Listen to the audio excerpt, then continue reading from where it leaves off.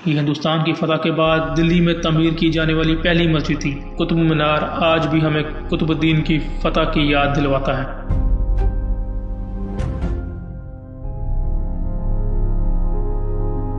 قطب الدین ایبک تاریخ اسلام میں خاندانی غلام کے بانی کے طور پر جانا جاتا ہے، اور یہ سمجھا جاتا ہے کہ اس خاندان کا نام قطب الدین سے لیا گیا ہے، جو قطب الدین اصل میں ایک غلام تھا۔ لیکن یہ بھی سچ ہے، قطب الدین سے پہلے قطب الدین کا سردار شہاب الدین محمد غوری کی طرف سے دستبرداری کا خط مل گیا تھا، اور وہ ایک آزاد حکمران کی حیثیت سے اقتدار پر آئے تھے۔ چنانچہ یہ محمد غوری کی خواہش تھی کہ قطب الدین نے ان کی جگہ لی، اور اس کا باضابطہ الحاق 24 جون 1206 میں ہوا۔ برصغیر کا پہلا مسلمان بادشاہ جس نے دلی میں اسلامی حکومت کی بنیاد رکھی، جو دلی سلطنت کے نام سے مشہور ہوا، اس کو ترکستان سے خرید کر نیشے پور لے آیا تھا اور قاضی فخر الدین عبدالعزیز کے ہاتھوں فروخت کر دیا تھا، جس نے اس کو سلطان شہاب الدین غوری کی خدمت میں پیش کیا۔ سلطان نے کثیر رقم دے کر اسے خرید لیا تھا۔ شکل و صورت کبھی ہونے کے علاوہ اس کی ایک انگلی بھی ٹوٹی ہوئی تھی۔ قطب الدین نے اپنی مہارت سے سلطان شہاب الدین غوری کے دل پر جگہ بنا لی تھی۔ 1192 میں سلطان محمد غوری نے دلی اور اجمیر کو فتح کر کے قطب الدین کو ان کا گورنر مقرر کر دیا۔ اس کے اگلے سال سلطان نے کنوج پر جنگ شروع کر دی۔ اس جنگ میں قطب الدین ایبک نے اپنی وفاداری اور سپہ گری کا ایسا ثبوت دیا کہ سلطان نے اس کو اپنا فرمان فرزندی اور سفید ہاتھی عطا کیا۔ قطب الدین کا ستارہ چمکنے لگا اور اس کی فوجیں گجرات، راجپوتانہ، گنگا جمنا کے دوابانہ بہار اور بنگال میں خوشحالی کا پرچم لہراتی ہوئی داخل ہوئی۔ جب سلطان محمد غوری 15 مارچ 1206 کو جہلم کے قریب ککھروں کے ہاتھوں شہید ہوئے تو ایبک نے جون 1206 کو لاہور میں اپنی تخت نشینی کا اعلان کر دیا تھا۔ سلطان محمد غوری گھوڑے پر سوار تھے۔ جب وہ نیچے گرنے لگے تو قطب الدین نے انہیں پکڑ کر گھوڑی سے گرنے سے بچا دیا، لیکن جنگ کے دوران سلطان محمد غوری کی وفات ہو گئی تھی۔ قطب الدین ایبک کو بہت سی مشکلات کا سامنا کرنا پڑا۔ راجپوت بھی اپنی جو پوری طاقت کے ساتھ قطب الدین ایبک کی حکومت کو گرانے میں لگے ہوئے تھے، اور دوسری طرف ہندو شرپسند بھی، لیکن ضرورت مندی اور بہادری کے ساتھ ساتھ قطب الدین نے دلی تک اپنی حکومت قائم کر لی تھی، لیکن اسے غزنی چونکہ اس سلطنت کا گڑھ تھا، چنانچہ قطب الدین ایبک نے دلی فتح کرنے کے بعد لاہور میں مسلم عمارتیں قائم کرنا شروع کر دی تھی۔ غزنی کا علاقہ مسلم گڑھ سمجھا جاتا تھا کیونکہ وہاں پہ بہت سارے مسلمانوں نے حکومت کی۔ مسلمان حکمران غزنی کو اپنا ایک گڑھ سمجھتے تھے۔ قطب الدین ایبک نے دلی فتح کرنے کے بعد لاہور میں جب مسلم عمارتیں قائم کرنا شروع کر دی، اور یہ عمارتیں آہستہ آہستہ پورے ہندوستان میں پھیل گئیں، اور ان عمارتوں میں دلی میں قطب مینار آج بھی ہمیں قطب الدین کی فتح کی یاد دلواتا ہے۔ پرتھوی راج کی موت کے بعد پرتھوی راج کے بھائی نے مسلمانوں کے ایک قلعے پر حملہ کر دیا تھا۔ اس قلعے کا سردار قطب الدین ایبک نے اپنے چھوٹے بھائی کو بنایا تھا۔ قطب الدین ایبک جو کہ غزنی میں موجود تھا، جب اسے اس قلعے کے حملے کا پتہ چلا، قطب الدین ایبک کو جب پتہ چلا کہ حملہ کرنے والا پرتھوی راج چوہان کا بھائی ہے اور مسلمانوں کے قلعے پر حملہ ہو چکا ہے، تو قطب الدین ایبک نے فوراً اپنا لشکر تیار کیا اور لشکر سمیت یہاں کا رخ کیا۔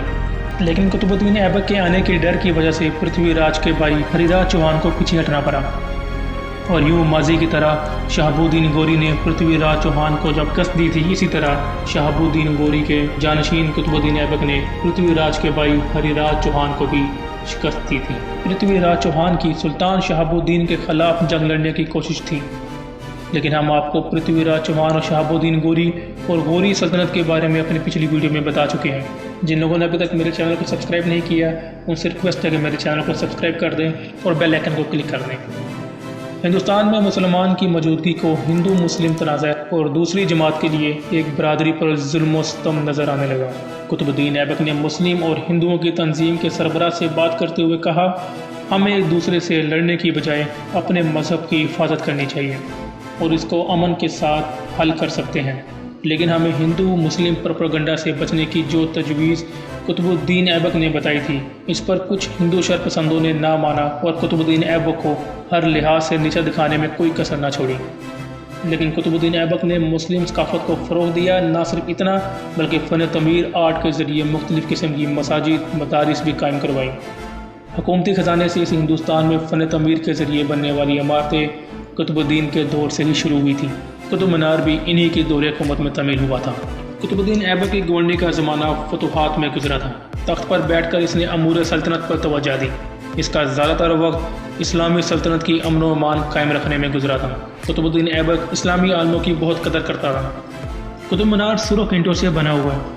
1193 میں اسے تعمیر کیا گیا۔ اس کا نام قطب الدین کی نسبت سے رکھا گیا، اور اس قطب مینار کمپلیکس میں قوت اسلام مسجد، علاء الدین خلجی کا مقبرہ، قطب آئرن پلر، علائی دروازہ، ایام زامن کا مقبرہ، التمش کا مقبرہ، لالٹین جیسا پلر، ادھورا علائی مینار موجود ہے۔ قطب الدین ایبک نے بہت سارے مسلمان حکمرانوں کی قبروں کو بھی دوبارہ سے تعمیر کروایا تھا۔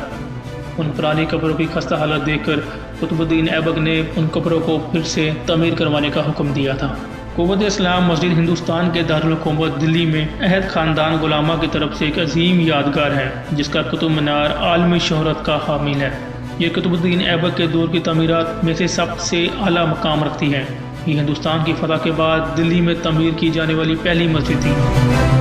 اس کی تعمیر کا آغاز 1190 کی دہائی میں ہوا تھا۔ 13ویں صدی میں التمش کے دور حکومت میں اس میں توسیع کر کے اس کے حصہ کو 3 گنا زیادہ بڑا کیا گیا۔ ایک دفعہ شہاب الدین نے ایک رات جشن کی محفل منعقد کی۔ اس محفل میں سلطان کے قریب ترین امراء اور درباری شامل تھے، جنہیں اس نے انعام و کرام سے سرفراز کیا تھا۔ سب سے زیادہ بیش و قیمتی انعام قطب الدین کو ملا تھا۔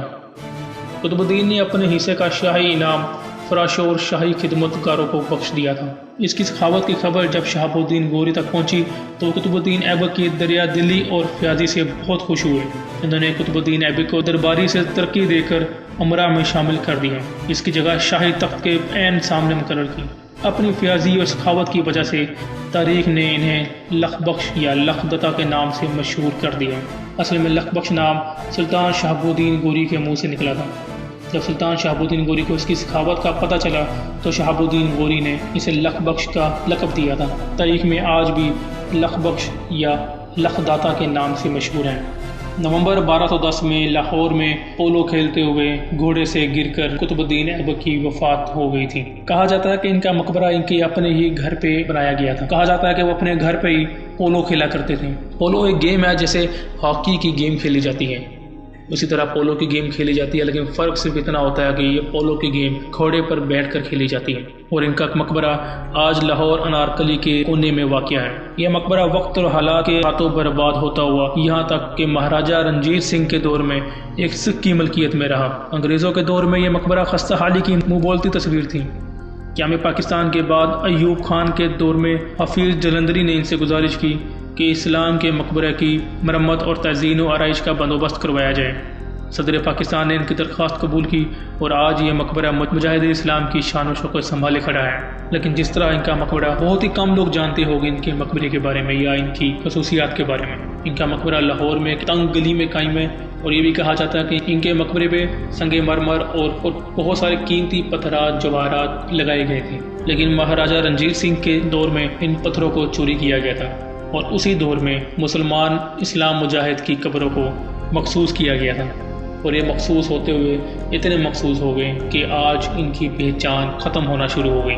اللہ تعالیٰ اس ملک پاکستان کو ان جیسے اور ان کے سردار شہاب الدین غوری جیسے اور بھی لیڈر عطا فرمائے۔